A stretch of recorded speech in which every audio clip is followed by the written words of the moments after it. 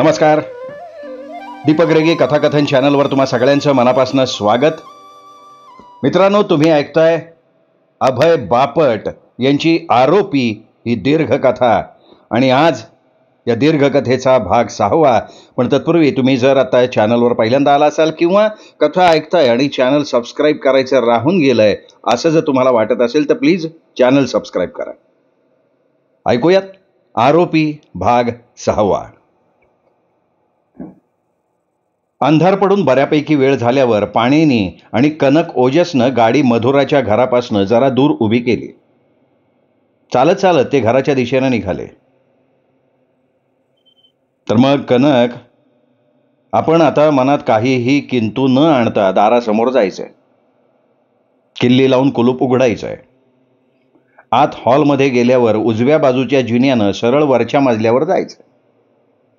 वर गेल्यावर उजव्या बाजूला क्षितीची खोली रस्त्याच्या बाजूला आहे. तिथे जाऊन दीर्घ काळ वाट बघत बसायचं. ह्या गोष्टीची मानसिक तयारी ठेवायची. नाही, फार वेळ आपल्याला वाट बघायला लागेल असं मला तरी वाटत नाही. कारण मला मिळालेल्या माहितीनुसार साल्ढाणानं ग्रीष्मचं क्रिकेट किट असलेली बॅग शेफालीला घरी नेऊन द्यायचं कबूल केलं होतं, पण त्या बाईला तेवढा धीर नव्हता. तिने लगेच क्लबवर जाऊन ती बॅग आणलेली आहे. मी तुला खात्रीनं सांगतो पाणीनी की तिने ती सगळी बॅग उलटी पालटी केली असेल आणि त्यात तिला ते मी टाकलेलं तुझ्या सहीचं पत्र सापडलेलं असेल. आणि ते बघितल्यावर तिच्या मनात शंका उत्पन्न झाली असेल की ज्या इच्छापत्रानं मधुराच्या नावानं ग्रीष्मनं सगळी मालमत्ता केलेली होती ते ऋतुगंधमध्ये ठेवलेलं इच्छापत्र आपण जाळून टाकलेलं असलं तरी त्यानंतर ग्रीष्मनं नवीन इच्छापत्र केलेलं असावं आणि ते मधुरा महाजनच्या घरी असावं. बरोबर. आता ते शोधायला ती तातडीनं म्हणजे आजच रात्री इथे येईल आणि आपण तिला रंगे हात पकडू असा तुझा डाव आहे ना. पाणिनीने मान डोलावली. पण त्यातून सिद्ध काय होईल? म्हणजे ती पकडली जाण्यातनं सिद्ध नाही होणार काही, पण पुराव्याच्या दृष्टीनं ते आवश्यक आहे. कनक, माझा हेतू ग्रीष्मची मालमत्ता मधुराला मिळवून देणं हा नाहीये. तर क्षितीला मधुरावर जीव घेणा हल्ला करण्याच्या आरोपातनं वाचवणं हा आहे. कनकनं समजल्यासारखी मान डोलावली. आणि कनक, मला हे सिद्ध करायचं आहे की इतर अनेक लोकांना त्या घराची झडती घेण्यात रस होता आणि ती झडती घेत असताना त्यांना नोटांनी भरलेली खोकी दिसली तर ते पैसे हडप करावेत अशी इच्छा त्यांना होऊ शकते. नाही तरी सुद्धा पाणीनी मधुरावर हल्ला केल्याच्या संशयातनं क्षितीला निर्दोष कसं सिद्ध करणार तू? आत्ता हातात असलेले पुरावे जेव्हा कोर्टात केस उभी राहील ना त्यावेळेला काय सिद्ध करतील ते बघून चक्रावशील तू. बोलता बोलता ते घराजवळ आले. पाणिनीने दार उघडून आत प्रवेश केला. दिवे न लावण्याची खबरदारी घेत ते आत आले. बंद घरात एक कुंद असा वास भरून राहिला होता. त्या मधुरा त्याला खोलीत हवा खेळती ठेवायला आवडत नसावं असं दिसतंय. तिथे या खोलीत तू हवं तेवढं बोलून घे. वर क्षितीच्या खोलीत गेल्यावर मात्र आपण गप्प बसून राहणार आहोत, दिवे न लावता, सिगरेट वगैरे न ओढता. हा, अरे हे तुम्हाला आधी नाही सांगितलं. अरे कनक, हे स्वाभाविक आहे. तुझ्या लक्षात यायला हवं होतं. आत येणाऱ्या माणसाला बोलण्याचा आवाज, सिगरेटचा वास आला तर तो सावध नाही का होणार? पाणीनी, खरं म्हणजे ह्या वातावरणात तू एकटाच तरू शकतोस. माझी खरंच गरज आहे का तुला इथे? अरे नक्कीच आहे. मला साक्षीदार म्हणून तू लागणार आहेस. आणि शिवाय तुझ्याकडे बंदुकीचा परवाना आहे. बंदूक आहे ना? नक्की. म्हणजे मला त्या दृष्टीनं सुद्धा तू हवा आहेस. हे बघ, परवाना सुद्धा आहे, बंदूक सुद्धा आहे. याशिवाय आत्ता माझ्याकडे सिगरेट सुद्धा आहे आणि मला ती जास्त हवी आहे ह्या क्षणी. मी बाहेर जाऊन झुरका मारून येऊ का? अरे कदाचित आपल्याला फार वेळ नाही थांबावं लागणार इथे. बरोबर आहे तुझं. ज्या शेजाऱ्यांनी क्षितीला टॅक्सी थांबून या घरात येताना पाहिलं त्यांनी आपल्यालाही पाहिलं असणारच आणि एव्हाना त्यांनी पोलिसांनाही सांगितलं असेल तर आपल्याला इथे खरंच फार वेळ नाही थांबावं लागणार. आपल्याला पोलीस बोलवून घेतील पोलीस स्टेशनमध्ये. हे बघ, पोलीस आपल्याला आत टाकू शकत नाहीत. आपण आपल्या आशिलाच्या खाजगी वस्तू तपासण्यासाठी इथे आलोय. आपल्याला या घरात यायला मधुरानं परवानगी दिलेली आहे. म्हणजे आपल्या आशिलाला दिली आणि आशिलाच्या वतीने आपण इथे येऊ शकतो. हे असं अंधारात? हो, अंधारात. आपण त्यांना सांगू शकतो की इथे येईपर्यंत अंधार झाला. अरे अरे, जिना जरा सावकाश चढा कनक. पाणिनीनी पुढे होऊन हळूहळू जिना चढायला सुरुवात केली. एक अर्धवर्तुळ पूर्ण करून जिना वरच्या मजल्यावर चढला होता. दोघांच्या एकत्रित वजनाने जिना चढताना करकर आवाज येत होता. वरच्या खोलीपाशी आल्यानंतर पाणिनीनं खोलीचं दार उघडलं. रस्त्याच्या बाजूला खोली असल्यामुळे रस्त्यावरच्या दिव्याचा प्रकाश आत येत होता. त्या उजेडात त्यांना आत जायला पुसटसा का होईना पण दिसत होतं. आत गेल्यानंतर पाणिनी आतल्या बिछाण्यावर आडवा झाला आणि कनक तिथल्याच एका गुबगुबीत खुर्चीत बसला. आपल्याला एकमेकांकडे लक्ष द्यायला लागणार आहे, नाही तर आपल्या दोघांनाही झोप लागेल. तू शांत राहा रे, गप्प बस. अरे गप बसायची काही गरज नाहीये. ज्या पद्धतीनं आपण जिना चढून वर येताना पायऱ्या कुरकुरत होत्या त्याचा आवाज इथे कोणी असेल तर त्याला सहज ऐकू गेला असेल. अरे या घराच्या मागच्या बाजूला पण कुठेतरी एक जिना आहे. तो मागचा जिना बहुतेक कुरकुरत नसावा किंवा कुरकुरत असला तरी आपण तो ऐकला नाही. आणि आता जरा गप्प बस. अरे इथे येऊन गप्प बसायचं आहे, त्याच्यापेक्षा मी झोपतो की. अरे तू झोप, पण बोलायचं बंद कर. दोघेही थोडा वेळ तसंच शांतपणे बसून कानोसा घेत राहिले. तेवढ्या वेळात पाणिनी ज्या कॉटवर आडवा झाला होता त्या कॉटच्या स्प्रिंगचा आवाज 2-3दा आला. तेवढाच पुन्हा बराच वेळ शांततेत गेला.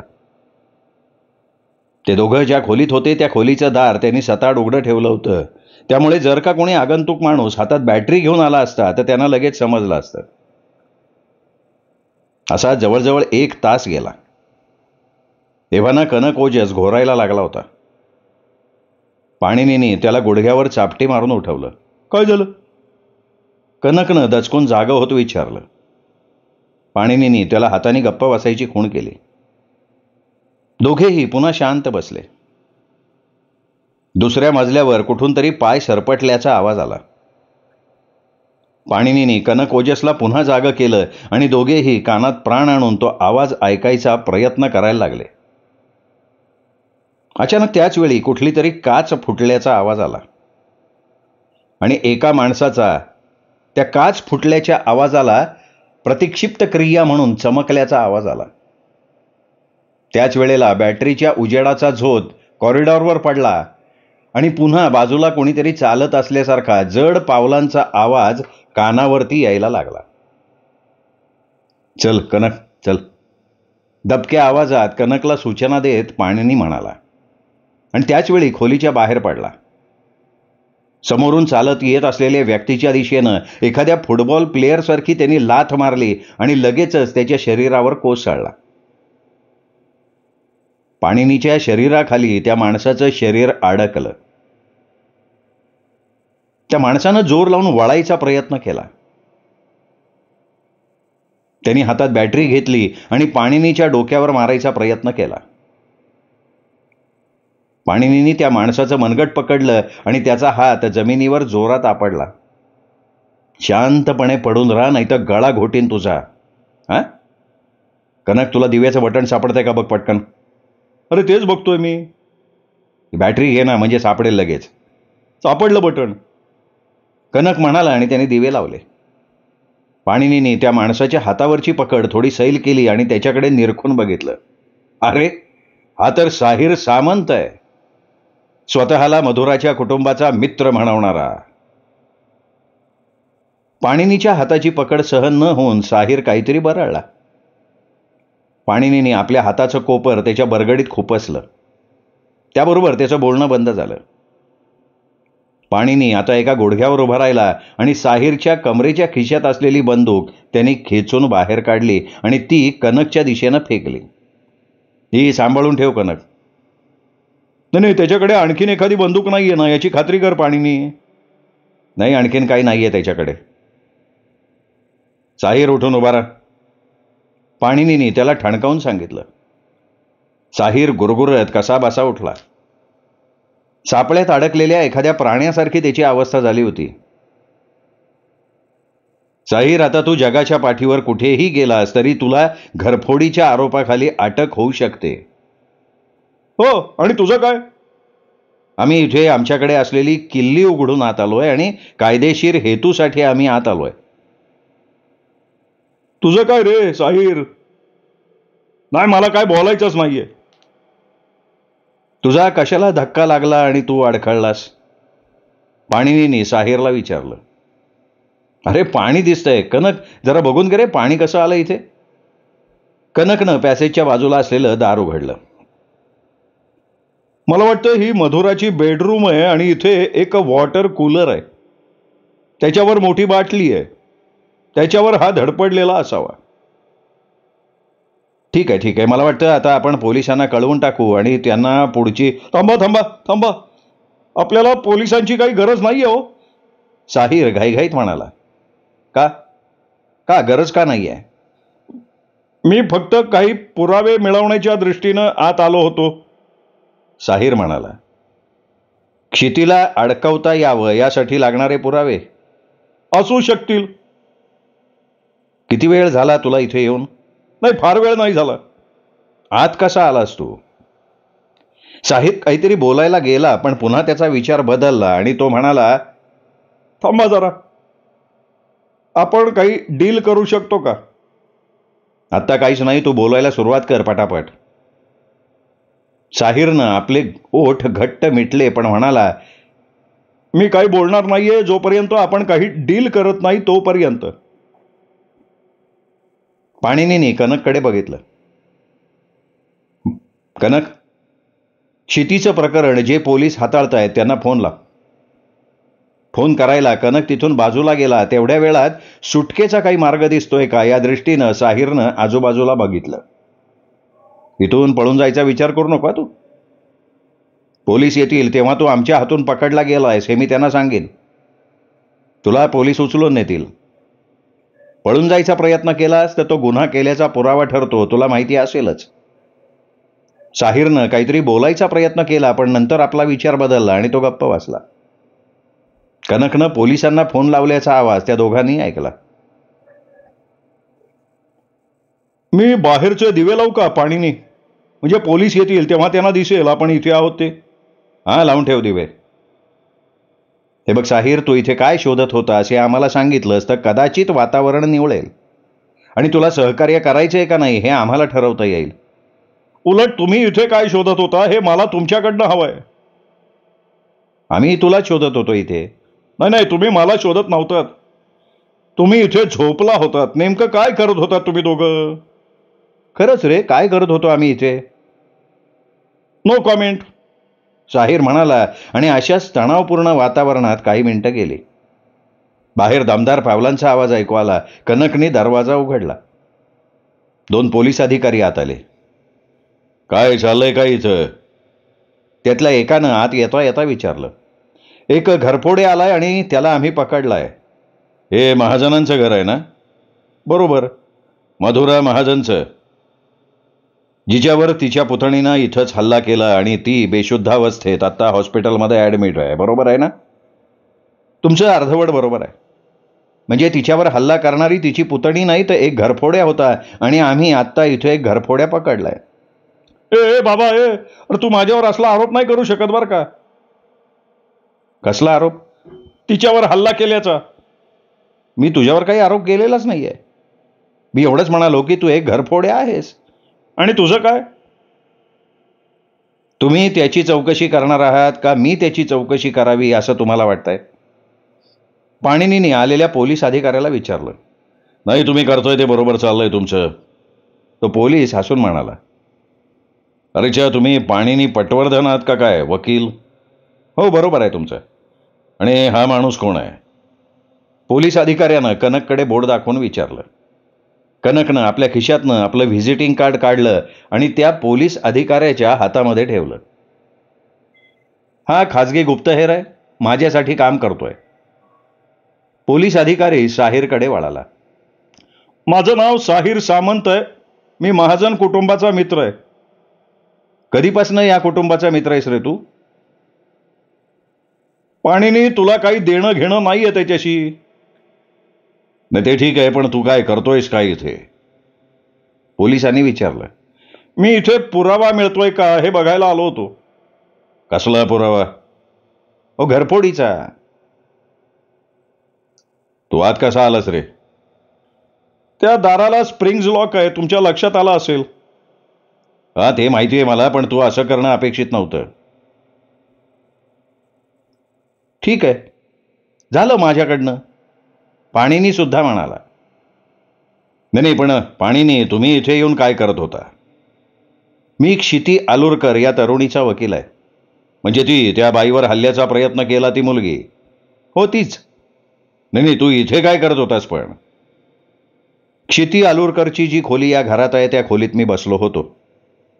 माझ्याकडे खात्रीलायक बातमी होती की हा जो घरफोड्या माणूस आहे तो या घरात नक्की येणार. का तुला असं का वाटलं?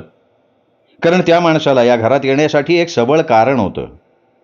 उदाहरणार्थ? त्या अधिकाऱ्याने विचारलं. पाणिनीनी त्या अधिकाऱ्याकडे चमकून बघितलं. क्षिती आलुरकर विरुद्ध एक परिस्थितीजन्य पुरावा आहे. फक्त परिस्थितीजन्य. खरं म्हणजे तिच्या विरुद्धची ही केस अत्यंत कमकुवत आहे, म्हणून मला असं वाटत होतं की तिच्या विरुद्धची ही केस बळकट करण्यासाठी कोणीतरी या घरात येऊन काहीतरी पुरावा इथे पेरेल किंवा निर्माण करेल. म्हणजे उदाहरणार्थ? नाही, ते मला नेमकं माहीत नाही. पण क्षिती आलुरकरवर पैसे चोरल्याचा खोटा आरोप करण्यात आलाय. आता हा आरोप ज्यांनी केलाय त्या साहिर सामंत विरुद्ध अब्रू नुकसानीचा दावा लावण्यासाठी अत्यंत अनुकूल अशी परिस्थिती आहे आम्हाला. तुम्हाला काय माहिती की क्षिती विरुद्ध पुरावा निर्माण करण्यासाठी या घरात तो माणूस येणार होता म्हणून? पोलीस अधिकाऱ्यानं विचारलं. हो ना, हे अत्यंत अपमानास्पद आहे, साहिर सामंत म्हणाला. या माणसाकडे रिव्हॉल्वर होतं. मला माहित नाही हे रिव्हॉल्वर वापरण्यासाठी त्याच्याकडे लायसन्स आहे का नाही. रिव्हॉल्वर कुठं आहे ते? कनकनी ताब्यात घेतलंय. अरे सामंत, तुझ्याकडे लायसन्स आहे का बंदूक वापरण्यासाठी? नाही, लायसन्स नाही आहे माझ्याकडे. पण ही बंदूक मी फक्त या घरात येण्यापुरती माझ्या ताब्यात ठेवली होती. कुटुंबाचा मित्र म्हणून मला नक्कीच अधिकार आहे या घरातल्या कुटुंबाच्या मालकीच्या वस्तूंचा संरक्षण करण्याचा. पण तुला मुळात बंदूक मिळाली कशी रे? नो कॉमेंट, साहिर सामंत म्हणाला. तुमच्याकडे जर मी बंदूक वापरल्याचा पुरावा असेल तर बेलाशक सिद्ध करा, साहिर सामंत पोलिसालाच आव्हान देत म्हणाला. फार बेपर्वाईनं बोलतोयस तू बरं का. तुला कल्पना नाहीये कुठल्या परिस्थितीत तू सापडलायस. मी कुठल्याही परिस्थितीत सापडलेलो नाहीये. तुम्ही जे काय बोलताय त्याचं भान ठेवून बोला, नाही तर तुम्ही अवघड परिस्थितीत सापडाल. तुम्हाला या वकिलाची कल्पना नाहीये. हा फार नवीन नवीन युक्त्या वापरण्यात पटाईत आहे.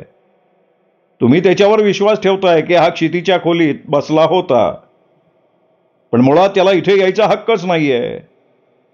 पण तुम्हाला हे काय कळायला मार्ग आहे की तोच इथे घरफोडी करून आत आलेला होता आणि क्षिती विरुद्धची केस कमकुवत करण्यासाठी तोच इथे काही पुरावे निर्माण करत होता. असं सुद्धा असू शकतं ना. त्या पोलीस अधिकाऱ्यानं पाणिनीकडे विचारपूर्वक बघितलं. पाणिनी म्हणाला, हे बघा, मधुरा महाजननी माझं अशील क्षितीला इथे तिच्या घरात येऊन तिच्या कुठल्याही वस्तू घेऊन जाण्यासाठी परवानगी दिलेली आहे. मी क्षितीचा वकील आहे आणि आम्ही इथे क्षितीच्याच खोलीत बसलो होतो आणि इथे येण्यासाठी आम्हाला घरफोडी करावी लागली नाही, कारण घराची किल्ली आमच्याकडे आहे आणि क्षितीनंच ती किल्ली आम्हाला दिलेली आहे. तिने कधी दिली तुम्हाला किल्ली? अटक होण्यापूर्वी. ठीक आहे, आम्ही आत्ता या घराला कुलूप लावतो आणि पोलीस स्टेशनवर जातो. मला माहिती आहे आमचे तारकर साहेब या घरावर लक्ष ठेवण्यासाठी एखादा पहारेकरी इथे ठेवतील, तो पोलीस म्हणाला आणि त्याने आपल्याबरोबर आलेल्या पोलिसाला पोलीस स्टेशनला फोन करून तारकर साहेबांना फोनवर घ्यायला सांगितलं. साहिर सामंत हसला. त्याच्या हसण्यानं तो मुख्य पोलीस जरा चरकला. या तिघांना आपल्या गाडीत बसव. मी घरात पूर्ण तपासणी करून काय मिळतोय का ते बघून तिकडे येतोच, तो आपल्या हाताखालच्या सहकार्याला म्हणाला. बघा बघा बघा, आणि तुमच्या लक्षात येईल की हा वकील इथे का आला होता. ज्या कपाटातनं पैसे चोरले गेले ते कपाट बघा. त्या कपाटातून 2000ची नोट चोरीला गेली होती. तुम्ही त्या कपाटाच्या मागे किंवा डावीकडे उजवीकडे बघितलं तर तुम्हाला 2,000ची नोट एखाद्या फटीत दिसेल आणि हा पटवर्धन म्हणायला मोकळा होईल की चोरी झालीच नाही, उंदराने ती नोट तिथेच टाकली. पण मी म्हणतो उलट तुम्ही या साहिरची झडती घ्या. त्याच्याकडे 2,000ची नोट सापडते का बघा. त्यांनीच ती क्षितीच्या खोलीत ठेवायचा विचार केलेला असावा. तुम्ही माझी झडती घेऊ शकत नाही? वॉरंट आहे का? त्याच्या हाताकडे लक्ष ठेवा इन्स्पेक्टर. त्याला पोलीस स्टेशनला नेताना तो ती नोट वाटेत टाकत नाहीये ना, तेही बघा. त्यानंतर त्याच्यावर घरफोडी करून आत घुसल्याचा आरोप ठेवा, म्हणजे त्यानंतर तुम्हाला त्याची झडती घेण्याचा अधिकार राहील. त्याच्या देहबोलीवरून आत्ता वाटतंय की त्याच्याकडे 2,000ची नोट आहे नक्की. मग 2,000ची नोट असणं हा काय गुन्हा आहे का? गुन्हा करण्याचा हेतू सिद्ध करण्यासाठी हा पुरावा आहे. माझ्याकडे मी कायम 2,000ची एखादी नोट ठेवतो. अचानक कुठे जायला लागलं तर असावी म्हणून. चला एकमेकात वाद नका करू. सगळ्यांनी पोलीस स्टेशनला जायचंय. पाणीनी, कनक आणि साहिरला त्या पोलिसानं त्याच्या गाडीत मागच्या सीटवर बसवलं. वाटेत साहिरची अखंड बडबड चालू होती. आपला मोठा अपमान झाल्याचं, इज्जत गेल्याचं तो ओरडा आरडा करून सांगत होता. पण इन्स्पेक्टर त्याच्याकडे लक्ष न देता शांतपणे गाडी हाकत होता. पोलीस मुख्यालय आल्यानंतर तिघांना त्यांनी आपल्या वरिष्ठ अधिकाऱ्यांच्या समोर दाखल केलं. तुमच्यापैकी पोलिसांना फोन कोणी केला? मी केला. तू आणि पटवर्धन आत कसे गेलात घराच्या? अहो, आमच्याकडे किल्ली होती. कशी काय? माझी अशील त्या घरात राहत होती, तिने मला ती किल्ली दिली. तुमच्याकडे किल्ली आहे? हो आहे. बघू, आणा इकडे. पाणिनीने किल्ली त्यांच्याकडे दिली. त्यांनी ती तपासली आणि आपल्या ड्रॉवरमध्ये ठेवून दिली. सॉरी ऑफिसर, पण ही किल्ली मला परत हवी आहे. माझ्या अशिलाच्या वस्तू त्या खोलीत आहेत. त्या परत ताब्यात घ्यायचे अधिकार माझ्याकडे आहेत. त्या अधिकाऱ्यानं क्षणभर विचार केला. नंतर ती किल्ली पाणिनीला परत केली. तू आत कसा आलास? मला संशय होता की त्या घरात. माझा प्रश्न ऐकू नाही का आला तुला? तू घरात प्रवेश कसा केलास? मागच्या दाराने. कुठून गेलास ते नाही विचारत आहे. कसा गेलास आत? मागचं दार उघडं होतं? नाही, उघडं नव्हतं, पण कुलूप अगदी तकलादू होतं. तकलादू म्हणजे लॅच फार फालतू आहे त्याची. एखादी चपटी पट्टी फटीत सारली तरी उघडतं ते. थोडक्यात तू बेकायदेशीरपणे आत आलास ते उघडून. मला तर वाटतंय की मजुरा महाजनला बेशुद्ध झालेला सगळ्यात प्रथम बघणारा आणि मागच्या दारानं आलेला सुद्धा हाच असावा. शटअप.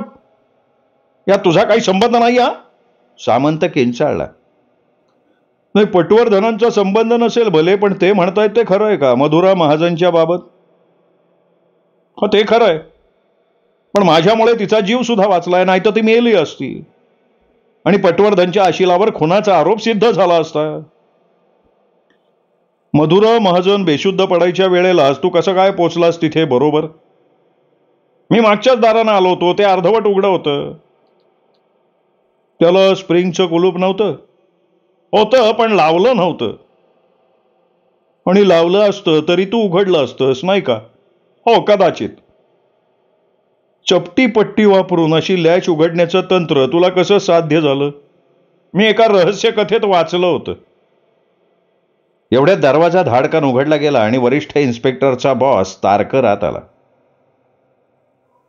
काय चाललंय? काय विशेष? कशाबद्दल चाललंय तुमचं सगळं संभाषण? आत आल्या आल्या तारगावकरनं प्रश्नांची सरबत्ती केली. पाणीनी हसला. डेस्कवर बसलेल्या त्या वरिष्ठ पोलिसानं सगळी हकीकत तारकरला सांगितली. ही सगळी माणसं मधुरा महाजनच्या घरात होती काल रात्री. पाणिनी आणि त्याचा खासगी गुप्तहेर मित्र कनक ओजस तिथे पहिल्यांदा गेले. त्यांच्याकडे पुढच्या दाराची किल्ली होती असं त्यांचं म्हणणं आहे आणि ती किल्ली त्याला पाणिनीची अशील क्षिती आलुरकर हिनं दिली होती. रात्री तिथे बसलेले असताना त्यांना एकदम धडपडण्याचा आवाज आला. तिथल्या वॉटर कूलरला एकाची धडक बसली होती. आवाजाच्या दिशेनं पाणिनी, पटवर्धन आणि ओजसनं बघितलं तर त्यांना साहिर सामंत आत आलेला दिसला. त्या दोघांनी त्याला पकडलं आणि पोलिसांना कळवलं. तारकर साहिर सामंतकडे वळला. तू तिथे काय करत होतास? मला तिथे जायचा अधिकार आहे. मी महाजन कुटुंबाचा मित्र आहे आणि मधुरा महाजनचं प्रतिनिधित्व करतोय. ते सिद्ध करायला तुझ्याकडे काही पुरावा आहे? तिने मला तोंडी सांगितलंय तसं. महाजनबाई दुर्दैवानं आता तू सांगितलेली गोष्ट खरी आहे का खोटी आहे याची खातरजमा देऊ शकणार नाहीत, कारण ती तशा अवस्थेत नाही. त्यामुळे तुला काही लेखी स्वरूपात पुरावा असेल तर तो द्यावा लागेल. लेखी स्वरूपातला पुरावा तर पाणिनी पटवर्धनकडे सुद्धा नाहीये. पाणिनी पटवर्धन या संबंधात गोष्ट वेगळी आहे. तो व्यवसायानं वकील आहे. तुझा गुप्तहेर मित्र जनार्दन दयाळ यांनी सांगितलं आम्हाला की पाणिनी पटवर्धनला त्या घरात प्रवेश करण्याचे अधिकार आहेत. जनार्दन दयाळनं स्पष्ट केलंय की मधुरा महाजन हिने क्षिती आलूरकरला केव्हाही घरी येण्याचे आणि तिच्या वस्तू घेऊन जाण्याचे अधिकार दिलेले आहेत. आता क्षिती आलूरकरचा वकील या नात्यानं ते सगळं पाणिनी पटवर्धनला सुद्धा आपोआप मिळालेत अधिकार. हे ऐकून साहिर सामंत चडफडत गप्प बसला. तर आता मला सांग सामंत, तू तिथे काय करत होतास? काय शोधत होतास त्या घरात? पुरावा शोधत होतो मी, जो कदाचित पोलिसांच्या हातून निसटलेला असेल. नाही, माझा अंदाज आहे की हा पुरावा शोधत नव्हता तर कुठला तरी पुरावा तिथे ठेवत होता. म्हणजे त्याला असं भासवायचं होतं की पोलिसांच्या हातून तो पुरावा तिथे असल्याचं दुर्लक्षित झालंय. तारकर हसला. उदाहरणार्थ क्षिती आलूरकरच्या बेडरूम मधली 2000ची नोट बरोबर आहे का? तारकरनं साहिरला विचारलं. नाही, थांबा. हे असं काहीतरी बोलून माझ्यावर आरोप करू नका. हे नंतर तुम्हाला सुचलेले मुद्दे आहेत. मी तिथे कुठलाही पुरावा निर्माण करत नव्हतो किंवा तसा प्रयत्न करत नव्हतो. तुझ्या खिशात 2000ची नोट आहे? असेल, त्यात काय एवढं? हे बघ, तू अनधिकृतपणे त्या घरात प्रवेश करताना पकडला गेलायस. ह्या गोष्टीवर आम्ही तुला अटक करू शकतो आणि जेव्हा आम्ही अटक करू तेव्हा तुझ्या खिशातल्या सगळ्या वस्तू या टेबलवर काढल्या जातील. त्यापेक्षा आधीच तुला विचारतोय ते सांग, तुझ्या खिशात 2000ची नोट आहे? हो आहे. दाखव. साहिर सामंतनं आपल्या पॅन्टच्या खिशातनं ती नोट काढून तारकरला दाखवली. तुझ्याकडचे बाकीचे पैसे कुठे आहेत? माझ्या जर्किनमध्ये ठेवलेल्या पाकिटात. काढ बाहेर, तेही बघायचे आहेत. नाईलाजानं साहिरनं आपलं पाकिट बाहेर काढलं. तारकरनं ते ताब्यात घेतलं, त्यातले पैसे मोजले. तुझ्याकडे जवळजवळ 47,000 रुपये आहेत आत्ता. याशिवाय तुझ्या खिशात सुट्टे पैसे सुद्धा असतील, तेही बाहेर काढ. सामंतनं परत तेही केलं. आता ही 2000ची नोट कधीपासून आहे तुझ्याकडे? माझ्याकडे नेहमी 2000ची एखादी तरी नोट असते. कधी काही गरज लागली तर तातडीनं ठेवलेली असते. अच्छा, म्हणजे तू नेहमी ठेवतोस 2000ची नोट तुझ्याकडे? हो, असते माझ्याकडे. आणि त्याचा वापर तू कितीसा करतोस? खरं सांगायचं तर ती मी खर्चत नाही. अगदी इमर्जन्सीला लागली तर असावी म्हणून ठेवतो. तुझं बँक खातं कुठे आहे? त्यांनी आपल्या बँकेचं नाव तारकरला सांगितलं. तू सांगतोस हे खरं असेल तर त्यानुसार ही 2000ची नोट तू बँकेतनं एवढ्यातच काढलेली असावीस असं वाटत नाही. कारण तू फक्त इमर्जन्सीला वापरायला उपयोगी पडावी म्हणून ती 2000ची नोट नेहमी खिशात ठेवतोस, नाही का? पण ती वापरत नाहीस, म्हणजे खर्च करत नाहीस, म्हणजे बऱ्याच दिवस ती तुझ्याकडे असणार. पण ही नोट हातात घेऊन बघितल्यावर असं लक्षात येतोय की ती काही तुझ्या खिशात फार दिवस ठेवलेली नसावी. ही बऱ्यापैकी कोरी नोट आहे. त्यामुळे आपण असं करूया की आपण तुझ्या बँकेत जाऊन चौकशी करूया, चालेल? नाही, नको. मी आज सकाळी हे 2000 बँकेतनं काढलेत. तुम्हाला हेच जाणून घ्यायचं असेल तर स्पष्ट सांगतो. अरे पण तू तर म्हणाला होतास की अशी नोट तू इमर्जन्सी म्हणून कायम तुझ्याकडे ठेवतोस. म्हणजे ही नोट तू बऱ्याच दिवसापूर्वी काढलेली असली पाहिजेस ना, फारशी वापरत नाहीस ना तू. 2000 रुपये नेहमी खिशात ठेवतो असं म्हटलं. हीच 2000ची नोट असा त्याचा अर्थ होत नाही. बरं, तुझ्याकडे असलेल्या दुसऱ्या नोटांचं काय? माझ्याकडे एक 2000ची नोट होती, पण मला 20-20 रुपयाच्या नोटा सुट्ट्या करून हव्या होत्या म्हणून मी दुसऱ्या एका बँकेतनं सुट्टे करून घेतले आणि नंतर तिथून मी परत मगाशी सांगितलेल्या माझ्या बँकेत गेलो. तिथून पुन्हा 2000 रुपये काढले, तेव्हा मला ही नोट मिळाली. तू सांगितलेली हकीकत जर का तू पहिल्या वेळेला मला सांगितली असतीस ना तर मी त्याच्यावर विश्वास ठेवला असता. तुम्हाला माझ्याबद्दल असं खवचटपणे बोलायचा अधिकार नाहीये. तारकरनं सामंतच्या बोलण्याकडे दुर्लक्ष केलं आणि तो पाणिनीकडे वळून म्हणाला, ठीक आहे पाणिनी, तुला तिथे काहीतरी घडेल असा अंदाज होता. काय होता? सॉरी तारकर, मी एवढंच म्हणेन की मी केवळ काही अटकळ बांधून कनकला माझ्याबरोबर घेऊन त्या घरावर नजर ठेवायला गेलो होतो. पाणीनी थोडक्यात तू असं गृहीत धरून चालला होतास की तिथे कोणीतरी क्षिती आलुरकरच्या खोलीत जाईल आणि तिथे 2,000ची नोट ठेवेल, बरोबर? मी इथे वेगळ्याच परिस्थितीत सापडलोय तारकर, तू समजून घे. मी तुला एवढंच सांगू शकतो की क्षितीने मला दिलेल्या अधिकारानुसार मी त्या घरात गेलो होतो. मी तुला हे नाही सांगू शकणार की आम्ही नेमकी कशाची वाट बघत होतो तिथे.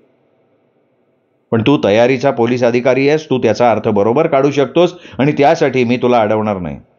वा वा वा पाणीनी वा, दुहेरी अर्थ निघेल याचं एक उत्कृष्ट उदाहरण आहे तुझं आत्ताचं वाक्य.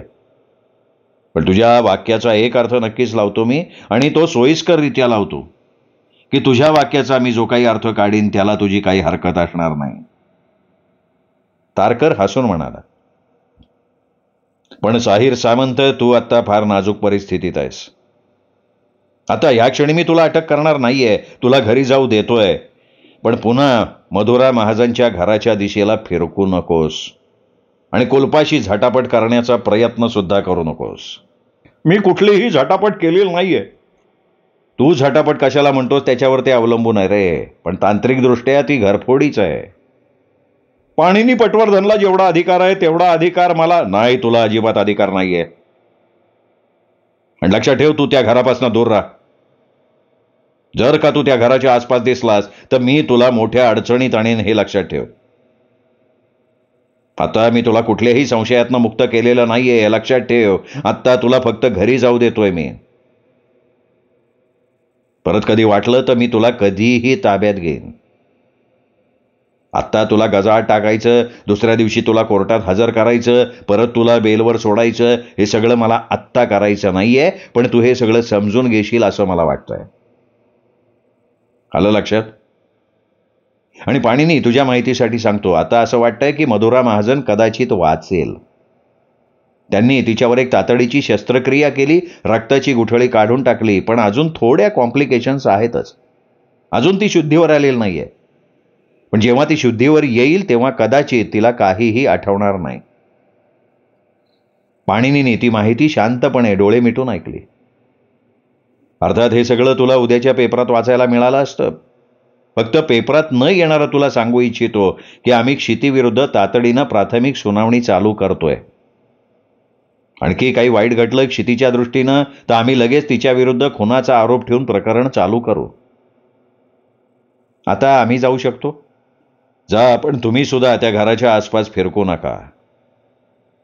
तुला तिच्या वस्तू घराच्या बाहेर न्यायच्या असतील तर आमचा पोलीस बरोबर देईन मी पाणीने.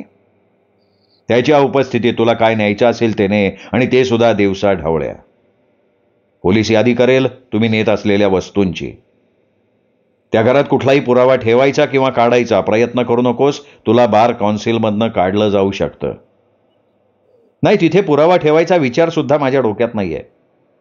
थेट पुरावा ठेवणार नाहीस रे तू, पण पुराव्याच्या जवळपास जाईल असं तू काहीतरी ठेवायचा प्रयत्न नक्की करशील. कदाचित कोणासाठी एखादा सापळा लावणं वगैरे. आमिष म्हणून काय लावू शकतो रे बाबा मी? मला तुझा अंदाज नाही घेता येत, पण सावध राहा. तुला सगळ्यात जास्त धोका माझ्याकडनंच आहे. ते तिथनं बाहेर पडले. बाहेर पडल्यावर कनक म्हणाला, मग पाणीनी काय करायचं आपण? पोलिसांना कोलून लावून आपण त्या घरात पुन्हा जायचं? नाही रे, साहिर सापडल्यामुळे आता तसा त्यात अर्थ राहिला नाही. दुसरं म्हणजे आपल्यावर नजर ठेवण्यासाठी त्यांनी एव्हाना साध्या वेशातला पोलीस नेमला सुद्धा असेल. त्यांना काय अपेक्षित असेल आता? आपण पुन्हा तिथे जाऊ हेच अपेक्षित असणार. आपले कुठलेही खुलासे तारकरला पटले नसतील. त्याला या घराबद्दल काहीतरी संशय आहे, काहीतरी कट आहे, हे त्याला माहिती नाहीये, पण तो शोधायचा आहे त्याला. हे बघ कनक, तुला ती गाडी दिसते का समोर, मागच्या दिव्याच्या जवळ पोचा आलेली? हो, त्याचं काय? आपल्याला जेव्हा पोलीस त्यांच्या गाडीनं तारकरला भेटायला घेऊन गेले तेव्हा हीच गाडी पोलीस स्टेशनच्या बाहेर बघितली होती मी. त्याचा नंबर खोटा आहे. अगदी बरोबर आहे. तारकरची हीच पद्धत आहे कामाची. त्याला मिळालेल्या माहितीची खातरजमा झाल्याशिवाय तो पुढे काहीच करत नाही. मला वाईट वाटतंय की आपण एवढ्या कष्टानं त्या सापळ्यात आमिष लावलं, पण गळाला काही लागलं नाही. नाही, मला वाटतंय तरीही की मासा गळाला लागेल बरं का. नाही, मला नाही वाटत.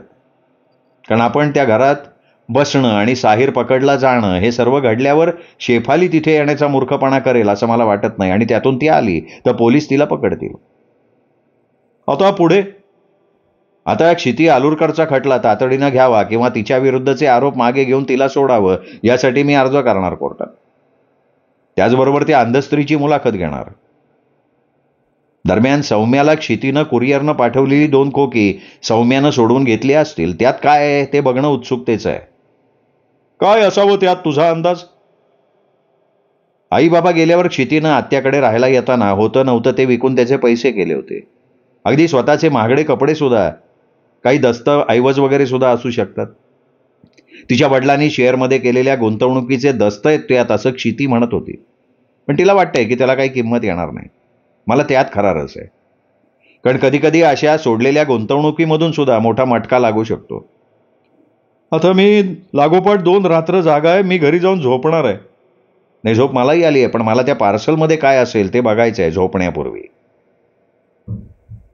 कनक गेला. पाणीनी सुद्धा ऑफिसला पोहोचला तेव्हा सौम्यानं पार्सल फोडून आतल्या वस्तूंची यादी बनवून ठेवली होती. त्यात फोटो अल्बम होते, कपडे होते. मधुरा महाजनचे पण फोटो आहेत त्यात का फक्त क्षितीचेच आहेत? क्षिती आणि तिच्या आईबाबांचे आहेत. तसं बघायला गेलं तर आत्या हे नातं जरा लांबचं पडतं. म्हणजे नेहमीच्या कौटुंबिक फोटोत आत्याबाई नसतात, तरी 2-3 फॅमिली फंक्शनमध्ये ती दिसते, पण अगदी मागच्या रांगेत आणि ठिपक्यासारखा चेहरा. मी आता मेल्यासारखा झोपून जाणार आहे. उद्या आपण त्या अंधबाईच्या अनलिस्टेड नंबरवर फोन करून तिची मुलाखत घेऊ. ती फोन उचलेपर्यंत सतत फोन करत राहू. ती आपल्याला काही सांगेल असं वाटतंय तुम्हाला? बरंच काही सांगेल. अर्थात तिला ती सांगायची इच्छा असेल तर. उदाहरणार्थ त्या ग्लॅक्सो कंपनीच्या आवाराच्या बाहेर ती अंध व्यक्ती म्हणून का उभी राहत होती, त्याची गरज काय होती. मला असं वाटतं सर, त्या अंधबाईचं सोंग म्हणजे मधुरा महाजनला तिथे येणं सुकर व्हावं यासाठी असेल. तसं असेल तर त्या आंधळीला हे माहिती असणार की मधुराला तिथे का यायचं होतं. पण मला तर यात काहीतरी वेगळंच पाणी मुरतंय असं वाटतंय. वेगळं पाणी म्हणजे? माझा संशय आहे की त्या ग्लोसी कंपनीमध्ये काहीतरी हेरगिरी चालू असावी. म्हणजे त्या कंपनीतली माहिती कोणीतरी बाहेर काढत असावं आणि त्या अंधबाईकडे पेन्सिल खरेदी करण्याच्या बहाण्यानं तिच्या टोपलीत ती माहिती काढत असावं. हे काहीतरी विचित्रच आहे.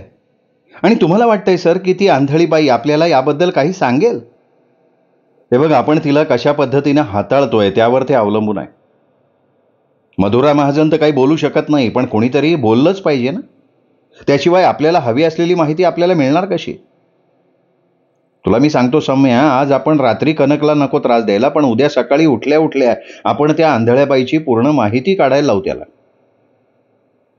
मला वाटतंय ती बाई आंधळी असल्याचं सोंग करतीये. आपण काय करू की कनकला जरा सांगून एक स्त्री गुप्तहेर आंधळ्या विक्रेत्याचा सोंग घेऊन ग्लोसी कंपनीच्या आवारात पेन्सिल आणि पेन विकायला बसवू.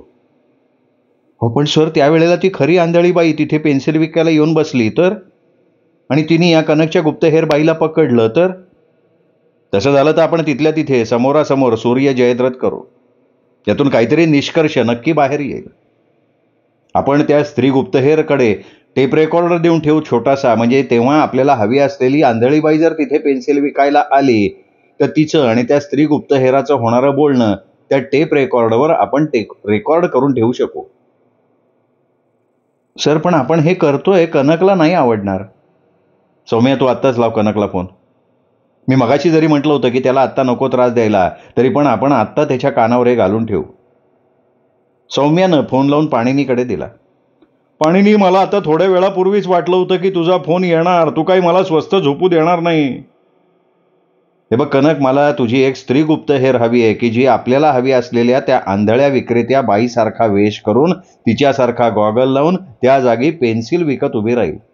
अगदी तिच्या जाग्यावर उभी राहील आणि ती विकत असलेल्या वस्तू म्हणजे पेन्सिल, बॉलपेन वगैरे विकत असेल. अरे पण ह्या सगळ्यातनं काय साध्य होणार आहे? सांगतो. आपल्याला हवी असलेली आंधळी बाई तिथे येईपर्यंत आपण तुझ्या गुप्तहेर बाईला तिथे थांबायला सांगू. तिच्याकडे एक छोटा टेप रेकॉर्डर देऊन ठेव. जेव्हा ती आंधळी विक्रेती तिथे येईल तेव्हा तुझी गुप्तहेर बाई तो टेप रेकॉर्डर चालू करेल. ऐकतोयस ना कनक मी काय बोलतोय? ऐकतोय रे, पण पुढच्या 24 ते 48 तासात तुला हवं ते मी नाही देऊ शकणार. जरा डोकं वापर ना पाणिनी. मला बाई शोधायला लागणार आहे, ती हुबेहूब तिच्यासारखी दिसणारी. एवढंच नव्हे तर बुद्धीनी कुशाग्र आणि ग्लोसी कंपनीच्या कर्मचाऱ्यांना सुद्धा खरी आणि ओरिजिनल आंधळ्या बाईसारखी वाटेल अशी. कंपनीचे कर्मचारी आपल्या त्या आंधळ्या बाईकडनं काही वस्तू घेत असतात किंवा तिच्याशी गप्पा मारत असतात, त्यामुळे त्यांना ती बाई माहिती आहे. मी नेमलेली गुप्तहेर बाई हुबेहूब तशी दिसणं आवश्यक आहे आणि ती शोधायला मला वेळ लागेल. मग नंतर तिला ट्रेनिंग द्यावं लागेल, यात वेळ जाणार ना. अरे पण दुसऱ्या दिवशी म्हणजे तुझी ही तयारी होईपर्यंत क्षितीची प्राथमिक सुनावणी चालू होईल, त्याचं काय? अरे पुढे ढकलता नाही का येणार? नाही, पुढे ढकलू शकतो मी, पण मला तसं नाही करायचं. तसं केलं तर आपण सरकारी वकिलाच्या हातातलं बाहुलं बनू. त्यांना या सगळ्या प्रकरणात उशीर करायचा आहे, कारण अजून त्यांची तयारी झालेली नाहीये. आलंय का लक्षात? ठीक आहे पाणिनी, मला हे जेवढं लवकर उरकता येईल तेवढं मी करतो. मी आता पटापटा सगळ्या फोनवरनं आवश्यक त्या सूचना देतो आणि मग झोपतो. सकाळी तुला हवी असलेली स्त्री गुप्तहेर कामावर हजर होईल असं बघतो आणि ती सुद्धा हुबेहूब आपल्या अंध विक्रेत्या बाईशी म्हणजे सारिका मणिरत्नमशी मिळती जुळती असणारी स्त्री गुप्तहेर. तर शेवटी या सगळ्यांना काय घडणार आहे देव जाणे. फक्त त्या बाईला जर काही झालं म्हणजे तिला अटक बिटक झाली तर तिला आणि मला यातनं बाहेर काढायची जबाबदारी तुझी, हे लक्षात ठेव. हे सगळं करतो रे मी बरोबर, काळजी करू नको. Good night. हे छान आहे पाणिनी, मला कामाला लावायचं आणि मला गुड नाईट म्हणायचं. हा, धन्यवाद.